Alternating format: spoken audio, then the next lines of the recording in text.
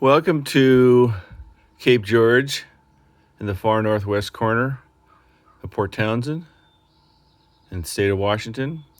Today we're going to take a look at my buddy Serafin's 55 pickup truck, and it's going to be receiving a L76, which came out of the GTO and G8 Pontiac. And we're going to see if we can put this dude in with a 6L80E because I think we've got plenty of room. This is a really unique build in that it's 40 years old. It was built out of a 1978 Camaro Z28. Somebody was clever enough to take this clip, and you can see how it's welded in there. It's boxed in and welded in, so it has the entire front clip of a 1978 Camaro with this cross member. But what they did, they used the original clamshell motor mounts, which put the engine way too low. You can see in the back there, the see if I can zoom in. You can see the motor, the trans mount. They put a little spacer in there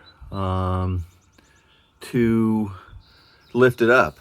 So I'm thinking that we're going to have plenty of room here. I'm going to use, these are new Speedway motor mounts, which I'm going to weld in and lift it up about 3 or 4 inches, and should fit in there pretty good.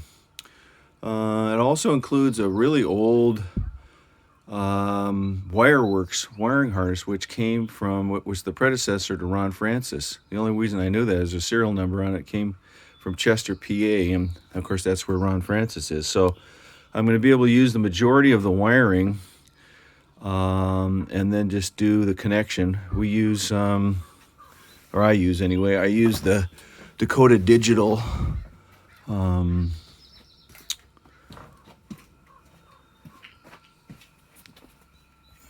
gauge clusters. You can see it right there. And then I use what's called the BIM 102, which is the interface that allows you to connect through the CAN bus. And for those of you who are not familiar with it, it's of course a 5-volt reference circuit on all the sensors. So a pretty good engine. L76 LS2 has rectangular heads. It also has active fuel management and variable valve timing, which is pretty dramatic for 2009. Truck needs a little bit of work in the body, but it has a nice interior. Column mount, column shift, and a key. We've been ripping some of the wirings apart. And then it was also converted back when they did it. They did a rear fuel tank, so that will work great because that's the way you normally do it. We'll do an in-tank pump from Hyperfuel, redo the wood. I kind of like the patina of this thing. It's kind of